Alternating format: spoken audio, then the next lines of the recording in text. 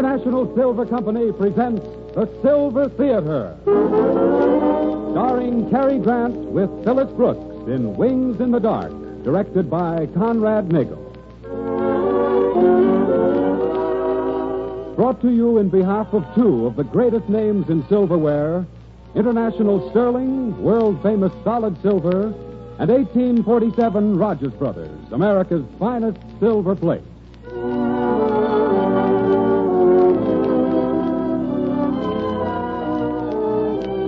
Good afternoon, ladies and gentlemen. This is Conrad Nagel welcoming you to the third of the new series of Silver Theater Dramatic Productions. In weeks to come, you'll hear such stars as Rosalind Russell, James Stewart, Helen Hayes, Ginger Rogers, Betty Davis, and Clark Gable, playing in stories by America's foremost authors. Today, we're proud to present Cary Grant as Ken Morgan, with Phyllis Brooks as Sheila Mason in Wings in the Dark, especially adapted for us by True Boardman.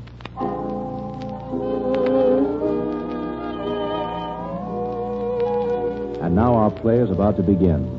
It's dawn, and on a great landing field rests a silver plane, its nose pointed toward the Atlantic. Pilot Ken Morgan and his mechanic, Joe McDonald, are surrounded by reporters in the shadow of a gleaming wing. Will you give us that story, Mr. Morgan? We've been waiting around here for about an hour now. She's all set, Ken. Running like a dream. Okay, Mac. Pull out the wheel block. Hey, wait a minute, Morgan. Come on. How's about a statement before you go? Heading for Cary. You think it'll take? Come on. Okay, all right. Okay. I'll give you a statement. I wanted to keep this quiet till it was over, but as long as you're here, you may as well know. I am heading for Paris, that's true. Well, this isn't just a stunt. No, I'm doing it to test my automatic blind flying device. I've been working on it for over 5 years. Well, how come, Morgan? Why, blind flying isn't new. No, but this kind is. This ship of mine will not only fly by itself in the air, she'll take off and land without my touching the stick. I'm not going to fly this plane to Paris. She's going to fly herself. I'm just a passenger. Hey, how's about a picture of that robot business? Yeah, how about that? Come on, boys. Okay, Mac, I'm underway. Ken Morgan, hold it. Hey, Ken, it's Jenkins, the inspector from the Commerce Department. Don't get in that plane, Morgan. You're not going. Not going? No. Your permit for the flight is rescinded. Rescinded? What do you mean rescinded? The department can't sanction a man going out to commit suicide. And that's what it would mean to try to fly to Paris with this crazy blind flying device of yours. Crazy? Why, I've spent 6 years on it. I won't argue with you. Your permit is rescinded. And Morgan, the department also disapproves of cheap publicity stunts. Publicity stunt? This is not a publicity stunt. Oh, yeah? Just take a look at this newspaper. Newspaper? Morgan, I'm disappointed. Let me get a load of that. What do you want to say? Let's see. Hey, for the love of... Girl stunt flyer is stowaway on experimental ocean Hey, hop. Morgan, what's the idea of giving that story exclusive to the Star? Hey, where is she? Yeah. Wait a minute. Don't stow away. Well, that's crazy. The whole thing is... Hey, wait, Mac. Huh? That rear compartment. Hello, Ken. Why, it's Sheila Mason. Get out of that plane. How about I wait for the press? Give us the story. Come out of that plane before I pull you out. Let go of my arm. I'm coming. Hold it for a picture. Swell. Now, clear out of here, you guys. Your reporters better beat it. All right, come on, guys. Ken, I don't understand. What's wrong? Hey, what's the idea? Oh, Nick, I'm glad you're here. Hey, what did you say to those reporters, Morgan? You spoiled everything. Oh, so you're back of this, Williams. Nick, I thought you told me. Now, wait a minute. Give me a chance. You see, Morgan, it's this way. I happen to hear on the QT that you're making this flight flying to Paris. Sheila's great copy, Ken, and at the same time a swell flyer. So I figures the two of you doing it together would be the biggest thing since Lindbergh, see? Yes, I see. You thought I'd take this flight and turn it into one of those cheap stunts you and Sheila Mason go in for. Is that it?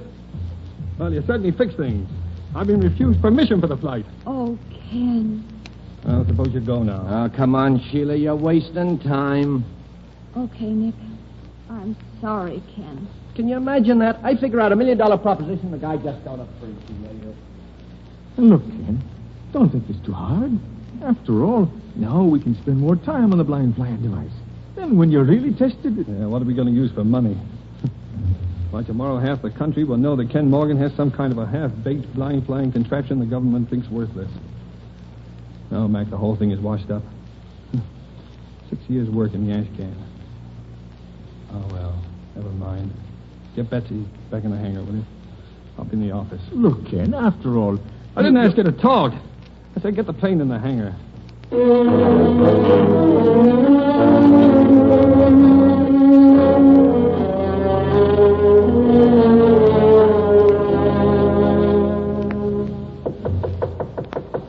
Come in, Mac. lock up the... Oh, it's you. Yes, Ken. I waited till everyone was gone because I wanted to tell you how sorry I am. Oh, it's all right. Forget it. Ken, there's one thing I want you to understand. This wasn't just a publicity stunt for me. I wanted to make that flight to Paris more than I've ever wanted to do anything in my life. It meant being a part of something really worthwhile in aviation. That's a little funny coming from you. Hardly goes with the aviation career of Sheila Mason. Stunt flying for carnivals, for the movies, flying under bridges, doing skywriting. Maybe you think I like that kind of flying. Why would you do it if you didn't? Because I'd rather fly that way than not at all. Did you ever think what it means to be a girl in a game where all the good jobs go to men? Oh, well, maybe I never looked at it that way. I'm sorry I got sore a while ago. It's just that... Well, this flight meant an awful lot to me. Sure it did. And that's why you still ought to make it. Still make it? When I've been denied permission? So what? Didn't you ever hear of a guy called Corrigan? Hey, you're right. Sheila, you're right. Who are you calling? The main gate. I gotta stop Mac. You don't have to. I've already told him to keep the ship warm. Oh, woman, you're marvelous. Where's my stuff? Say, where's that coffee? On the stove there. I'll heat it and put it in your thermos. Oh, to heck with coffee. Now, you're not flying the Atlantic without hot coffee. You get your maps and stuff together. Swell. Hey, wait a minute. I just thought. You're being pretty swell after the way I treated you. Forget it. Fine excuse for a stove you've got there. How do you light it? Oh! What's the matter? You burned yourself? Here, you better let me. Sometimes you have to light it down here from underneath. Sometimes it's... Ken, no, look out. I had to turn down the full of gas. Ken, your face! Oh, Ken, my dear. Your face. No, it's not my face so much. It's my eyes. I can't see. I can't see!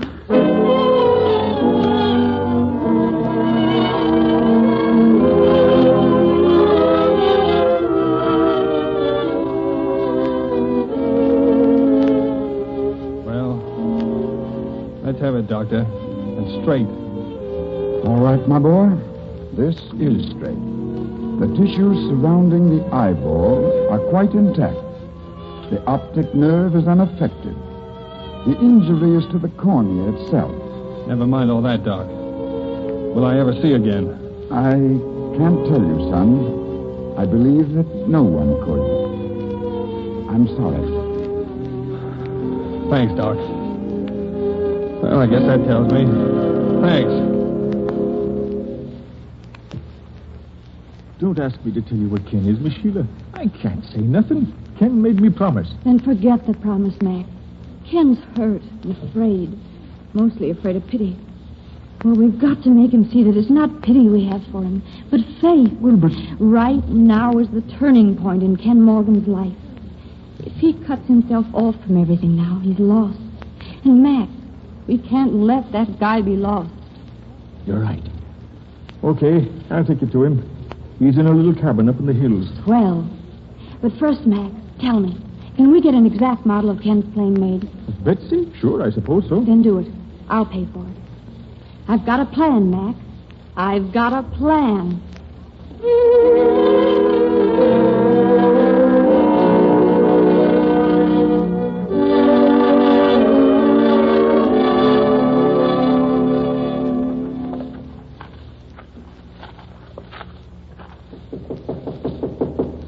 Who is it?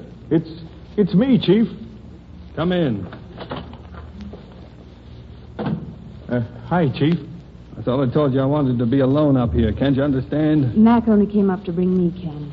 Sheila. Nice keeping your mouth shut, Mac. It's not Mac's fault, Ken. I made him bring me. Well, you can make him take it right back. If you brought a carload of sympathy with you, you better take that back, too. If I need your help, I'll ask for it. Swell, Ken. I only hope that goes both ways. What are you talking about? Well, you see, I really came up here to get your help. My help? Yes, Ken. You see, I've heard of a new kind of aileron that makes the plane maneuver a lot easier. But before I had one put on my ship, well, I thought maybe you'd tell me what you thought of it. A new aileron, huh? Well, I don't know. Look, Ken, I brought a model of my plane along. Perfect in every detail, including those new ailerons. And you can tell by... Well, Ken, you've got more knowledge of planes in just your fingers than a dozen other flyers have in their whole bodies. Try it, Ken. You say you got a plane model there? Yes. Well, let me see it. Give it to me. Thanks. Hey, it's a good-sized model. Low wing mount, retractable landing. What do you mean, new kind of ailerons? These are... Hey, wait a minute. What do you mean a model of your plane? This is Betsy. This is my plane. Of course it is, Ken. It is, Betsy. Perfect and exact. And you know why it's here? I'll tell you. So that you can finish your job. You say that blind flying device of yours isn't perfect yet. Well, it's going to be. Yeah, she's got a swell idea, Ken. Look, you know what changes you need to make in that equipment. Make them here on that model. Mac can carry them out on the plane herself down at the shop. Why not? But how can I? Well, there are instruments to read. Read them by touch. Take the glass off the front and have raised dials so you can see them with your fingers. You can do it, Ken. I know you can. I wonder. Ken, the thing you're doing is too important to you and to aviation. You can't stop now. Finish the job. I will, Sheila. But wait. There's one thing we're all forgetting. Money. It would take plenty. I've thought of that, too. You're going to earn it. Oh, me? How? By turning author. Who knows more about aerodynamics than Ken Morgan? Nobody. So what's to stop you writing articles for magazines? Hey, Chief, that's a swell idea. Of course it is. Well, how about it, Mr. Morgan? Is it a go? It's a go. Hey, there's just one thing I don't get. What? Well, why should you be doing all this for me? I don't know. Maybe it's just because I really learned to care. To, care? Yeah. About the future of aviation.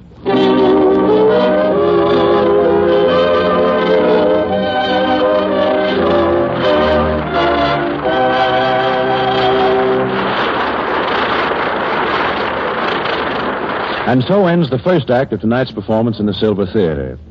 Before the second act starts, a very important member of our Silver Theater is going to carry on where Shakespeare left off when he said, "What's in a name?" John Conte. Those of you who follow the fashions pretty closely know that the names of certain designers stand for smartness and originality. In fact, the very best in style and workmanship. Well, the same thing holds true in the creation of silver. Certain names represent the best in silversmithing. Take 1847 Rogers Brothers, for example. For more than 90 years, the name 1847 Rogers Brothers has stood for the highest ideals of beauty and design and craftsmanship. And now, with their latest and loveliest pattern, First Love, 1847 Rogers Brothers adds still greater luster to that famous name. For First Love is real news in silver plate. Its flower-like ornament is more deeply etched, more richly raised than ever before, in a perfection of craftsmanship found formerly only in sterling silver. And this finest in silver plate costs far less than you think. A service for 6 in the glamorous First Love pattern, 32 pieces, costs only $32.50. Go to your silverware dealer tomorrow and ask to see sets of First Love. Find out about the convenient payment terms while you're there. You'll be surprised to learn how easily you can own the finest silver plate this country has ever seen. 1847 Rogers Brothers.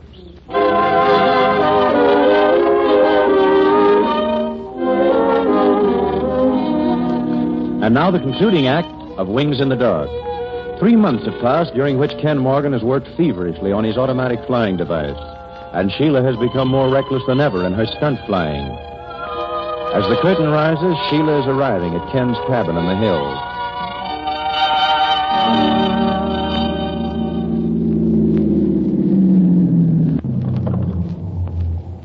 Hello, Mac. Hello, Miss Sheila. I've been waiting outside to see you before Ken does. It's bad news. Bad news. Yes'm. Another story rejected. Ken doesn't know. Oh, sure not. I got it out of the mailbox and kept it myself, same as usual. Here it is. Ah, gosh. Don't worry, Mac. It just happens I got another check today. That county fair job, $200. Oh, now look, Miss Sheila, you've done enough already. After all... He's finished that automatic pilot, mustn't he? Parts and instruments cost money. Well, he's going to have it. Come on. And remember, not a word. Ken? Oh, hello, Ken. Hello, Sheila. I was afraid you weren't coming today. I was delayed a little on business. How's the invention of the age coming? Oh, you can laugh, but about one more week I'll be able to get in Betsy and Flyer myself. Yeah, over my dead body. Oh, Mac, hey, was there any mail down at the box? Was there mail, and what mail, Mr. Morgan? Sheila, they didn't buy another story. Mister, somebody must have told you. Oh, great. You know, I was just wondering where the money for those new instruments was coming from. How much did they pay for this one? $200. Yeah. 200. Boy, we're in the money. Hey, Sheila, give me the check, will you? I want to hold it in my hands. Sure, Ken. Here it is. Gosh. Oh, Sheila, I don't know how to thank you. Thank me, Ken? Yeah, for giving me the idea of writing that stuff. Funny, I never thought it was much good. Well, I guess a guy can't tell about what he writes, huh? I guess not. Hey, Mac. Yeah, Chief? Beat it. Huh? Oh, okay. Sheila, come over here to the window, will you? I want to show you something. All right, Ken. Look, ever see anything that could touch that out there? The daffodils growing on the hill?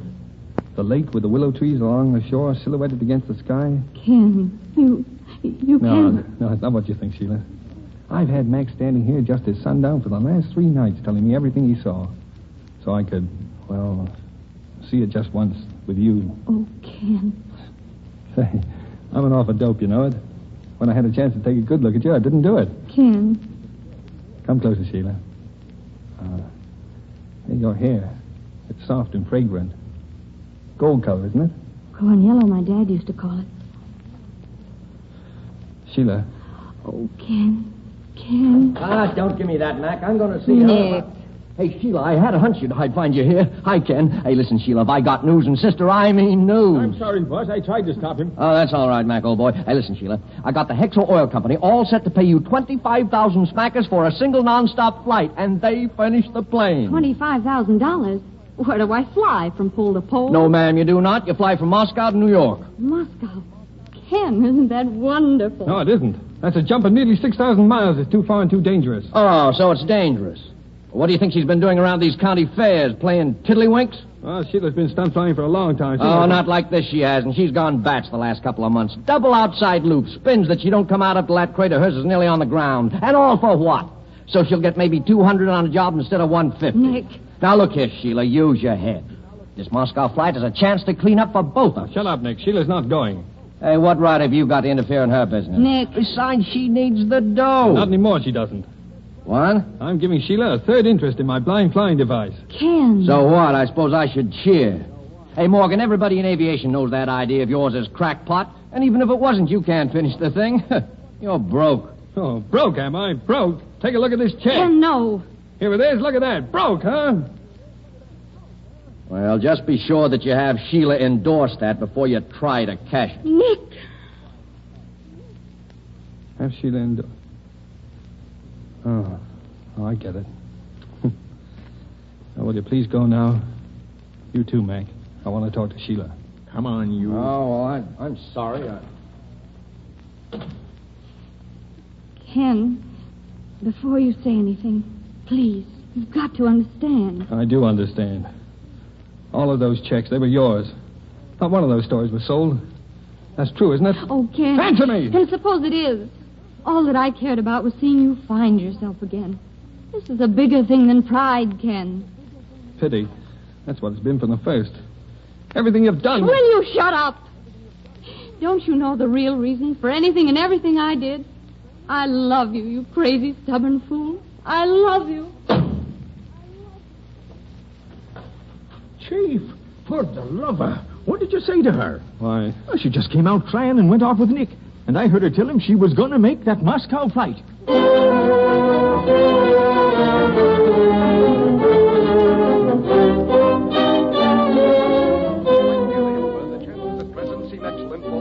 Of Sheila Mason's dramatic adventure.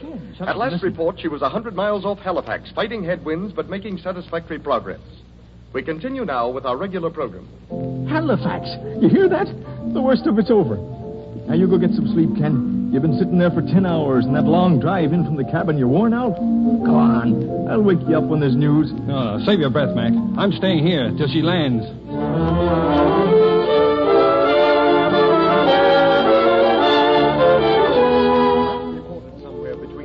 In Portland, Maine, Sheila Mason has been out of communication with any radio station for more than an hour. Also, she's heading toward a heavy fog bank, now moving in off the Atlantic, which is bringing visibility down almost to zero. At last reports, her gas supply was running low and... Why turn it off? Come on, we're going down to the field. But Ken! You heard me. My fault she's up there and... Well, I want to be at the field. Come on.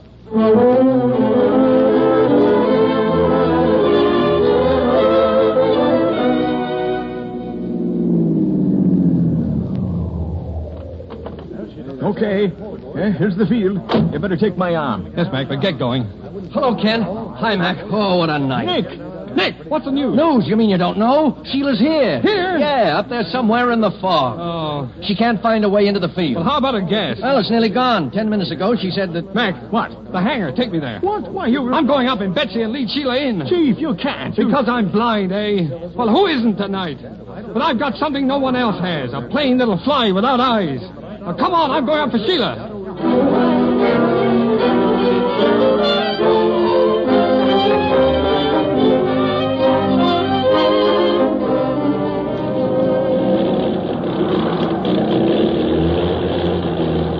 No, Ken, she's not warm enough. That motor's... I said I'm ready. Pull out those wheel blocks. Ken, wait a minute. This is crazy. Think what you're doing. Let me go with you. Nobody's going with me this time. You keep on that transmitter and lead us in and don't stop talking. Okay, boss.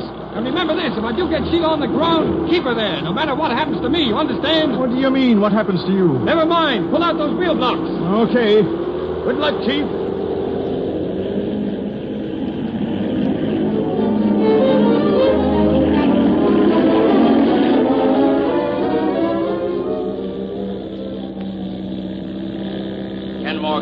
Ken Morgan. This is the field dispatcher calling Ken Morgan out on the field.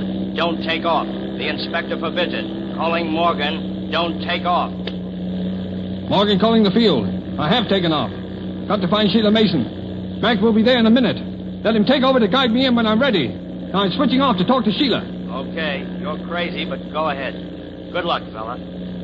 Sheila. Hello, Sheila. Come in. This is Ken calling. This is Ken calling Sheila. Sheila, can you hear me? Hello. Ken. Yes, this is Sheila. Where are you? In Betsy, 1,000 feet over Roosevelt Field. Ken, you're not alone. No, I'm not alone. I've got a dream with me. The automatic pilot. It's working? I just told you, like a dream. How much gas have you got? I don't know. 10 minutes? Maybe less. Climb above the fog and look for me. Right.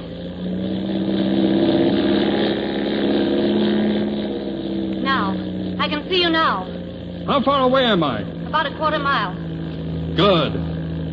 Pull up alongside. Right. How are you? I was tired. Dead tired. But not now. Okay. I'm alongside. Swell. Stay there. We'll go down in a minute. But first I've got to tell you something. Yes? I love you, Sheila. Oh, Ken. Ken, you can pick the craziest times and places to save me. I love you, too. I always have. But it's goodbye now, Sheila. Goodbye? Listen carefully. I'm taking you down. Follow me. But remember this. Whatever I do, I want you to stay on the ground once you're there. What are you talking about? I'm coming up again, Sheila. Coming up and flying on. Flying on? Where? That doesn't matter. You've got to be free, Sheila. You've a right to be. And believe me, this is the best way out. Ken, you can't. I love you. Goodbye, darling. I'm cutting my radio. I have to switch over and pick up Mac. He's going to guide us in. Follow me down and keep close. Ken, listen to... Hello? Hello, Mac. Mac! Morgan, calling McDonald.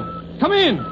Okay, Ken. Here I am. Bring her down, boy. Mac, keep talking. I'll follow your voice in. But keep talking. Count. Anything. Right, Chief. 1, 2, 3, 4, 5, 6, 7, 8...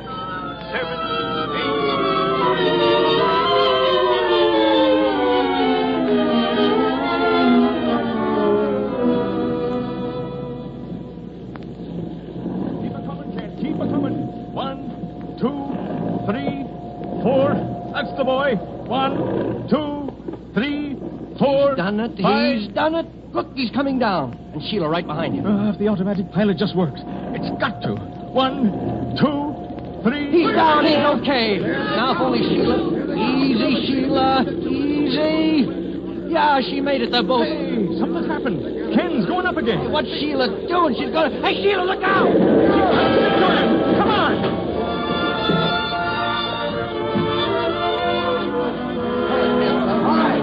All right. Back there. Stand back. Hey, Sheila. Get him out. Sheila, you're all right. Why did you crash into him? I had to, Nick. I had to stop Ken. He was going up again to fly onto... Oh, Matt, get him out of there. Let me through. Easy, boys. Easy. Boss, you all right? Ken. Oh, my darling. Why didn't you let me do it, Sheila? Why didn't you? Because you're mine. Because I love you and need you. Can't you see that, Ken? Yes. Yes, I think so, dear. Ken, you're hurt. No, it's my head. It's flashing with lights. It must have been the cracker. Flashing? There are flashes of light. Camera flashlights. Ken, you can see them. Yes. Sheila, I can see them.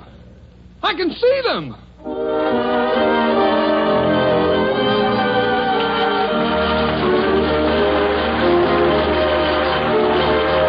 In just a moment, Cary Grant and Phyllis Brooks will be back for a curtain speech. But first, here's another friend of yours with a really amazing offer.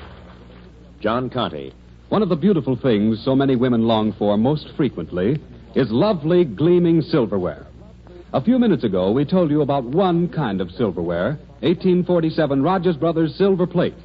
Now we'd like to tell you about the other kind, solid silver by International Sterling. International Sterling silver is fashioned by master craftsmen. And in all the world, I think you'll find no more radiant example of their skill and artistry than the stunning pattern Enchantress. The richness of that soft, lustrous finish, the simplicity of that mirror-clear center panel with the delicate carving at either side combine to make Enchantress truly breathtaking. Right now at your silverware dealers, International Sterling is making a special offer to introduce you to Enchantress. A solid silver spoon that sells regularly for $3.25 is yours for only $1. And remember, this is sterling silver, solid silver through and through. When you get your spoon tomorrow, be sure to look at complete sets of Enchantress. And then learn from your silverware dealer about the budget payment plan whereby you, too, can make a dream come true and own the best in silverware, International Sterling Silver.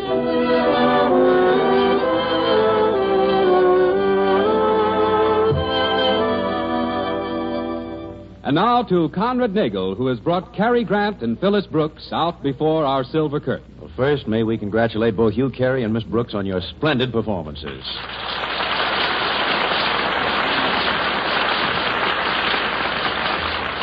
You know, I read a few stories and heard a few rumors, Phyllis, that you and Cary are contemplating a little aisle walking or matrimonial plunge. How about that, Conrad, is according to the newspapers. Oh, yes, and the rumors. Yes, but if you were contemplating anything like that, now's the time. You're both free as air. You both just finished new pictures, so... But, Conrad, it's still according to the newspapers. And the rumors. Yeah, well, now, wait a minute. My point is, if the rumors were true, you'd have to furnish a house, wouldn't you? That's right, if. And furnishing a house means silverware. You mean like First Love? Or Enchantress? Yes, so... I'll tell you, Conrad. We'll check up, and if the newspapers... And the rumors, Phyllis. Yes, and if the rumors have anything to them, we're customers, right, Grant? Right, Brooks. Right, and good night, Cary Grant, good night, Phyllis Brooks. Thank you.